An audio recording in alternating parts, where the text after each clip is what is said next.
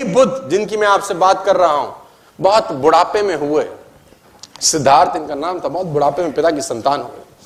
तो जब बहुत बुढ़ापे में संतान हुए तो पिता को इसका जब राजसू यज्ञ किया गया जिसमें नामकरण संस्कार होता है बेसिकली, और नामकरण संस्कार में अलग अलग देशों से अलग अलग शहरों से लोगों को बुलाया गया। बुद्ध का नामकरण संस्कार हो रहा है। सिद्धार्थ है जब, अभी बुद्ध नहीं हुए हैं, अभी लड़का ही है खाली, और बहुत सालों के बाद बुढ़ापे में हुआ है। तो बड़े बड़े ज्योतिषियों ने सिद्धार्थ का हाथ देखा। 12 साल का एक लड़का जिसका नाम था कुदन्ना, छोटा ज्योतिषी, उसने भी इस बुद्ध का हाथ देखा, छोटे से बच्चे का।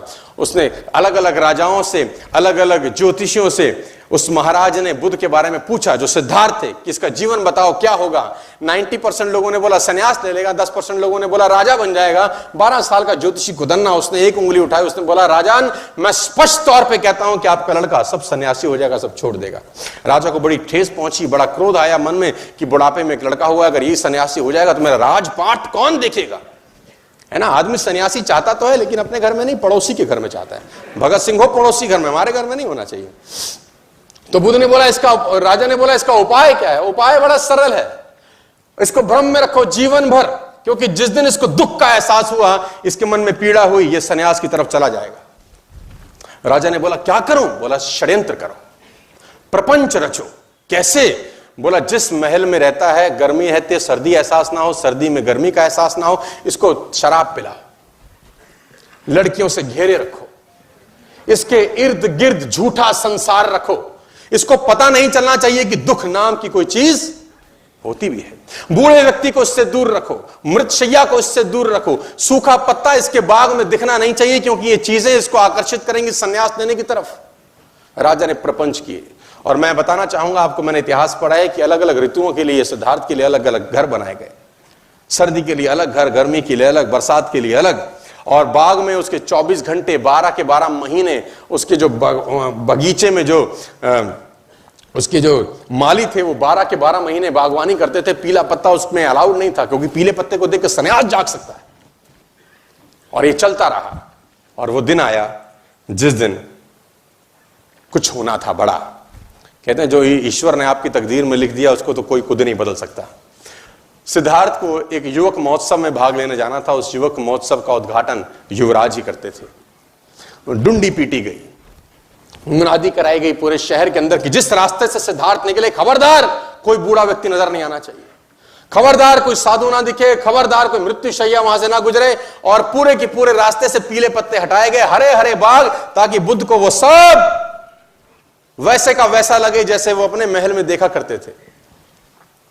और वो महल से बाहर निकले, जो सारथी था वो सारथी बुद्ध को लेके निकला, सिद्धार्थ को लेके निकला। और निकलते निकलते निकलते निकलते आखिर वो घड़ी आ पहुंची। सिद्धार्थ ने पहली बार एक बूढ़े व्यक्ति को कुंभ करते हुए देखा जो झुक के चल रहा था। सिद्धार्थ ने सारथी को बोला रथ रोक। सारथी ने बोला महाराज क्या हुआ। बोले ये झुक के क्यों चलता है, क्या तकलीफ होगी इसको, क्योंकि पहली बार उसने बुढ़ापा देखा। सिद्धार्थ ने आज तक तो सब हष्ट पुष्ट लड़के लोग देखे थे। सिद्धार्थ ने बोला ये झुक के क्यों चल रहा है। सारथी बोला महाराज मुझे आज्ञा नहीं है कि मैं संदर्भ में आपसे एक शब्द भी कहूं। सिद्धार्थ ने बोला मैं आज्ञा देता हूं, तेरी गर्दन उड़ा दी जाएगी, तो तुरंत बता ये झुक के क्यों चल रहा है।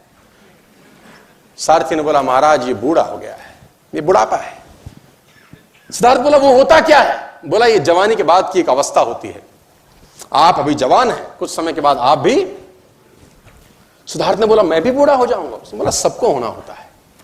रथ आगे बढ़ा और सिद्धार्थ ने फाइनली एक मृत्यु शैया देखी। कुछ लोग एक बॉडी को ले जा रहे थे। सिद्धार्थ ने बोला रथ रोक, इस आदमी को बांध के क्यों ले जा रहे हैं, इसको क्या हो गया है। तो उसने बोला महाराज ये मर चुका है। बोला ये क्या होता है।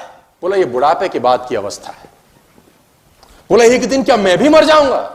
सारथी ने बोला जो आया है सो जाएगा, राजा रंक फकीर, जो आएगा वो जाएगा। रथ आगे गुजरा तो सिद्धार्थ ने फाइनली वो लास्ट में वो देखा जो उसको देखने के लिए मनाही थी। सिद्धार्थ ने अपनी आंखों से एक सन्यासी को गेरुए वस्त्र धारण किए चलते देखा।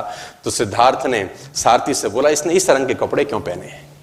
अब तक तो सिद्धार्थ ने वो राजसी ठाट बाट देखे थे, ये गेरुए वस्त्र में आदमी कहां जा रहा है और ये कौन है। उसने बोला महाराज ये सन्यासी है, इसने सब छोड़ दिया क्योंकि जिंदगी में दुख है, तकलीफ है, क्लेश है।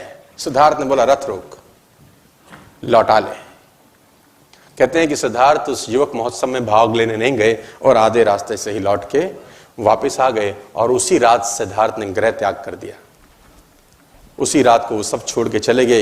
एक चीज बदली सिद्धार्थ के जीवन में, और वो था विचार। 12 बरस के बाद लौटे, बुद्ध होके लौटे, तेज उनके चेहरे पे था। घर का किवाड़ खटखटाया, यशोधरा ने दरवाजा खोला। छोटा सा बच्चा था जब 12 बरस पहले सिद्धार्थ गए थे। यशोधरा ने पहले तो खूब गालियां दी कि तुम मुझे बता के नहीं जा सकते थे, मुझे पूछ के नहीं जा सकते थे।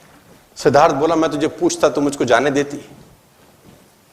तू रो रही है, तकलीफ में है, गालियां दे रही है कि मैंने 12 साल तेरी सुध नहीं ली, मैं 12 साल तुझे चला गया छोड़ के। तू ये देख कि गया कोई और था यशोधरे, आया तेरे पास कोई और है। जो गया था वो लौटा नहीं है, लौटा कोई और है। मैं आपको बताना चाहूंगा सर, एक चीज बदलने से आपकी पूरी जिंदगी में भूचाल आ सकता है।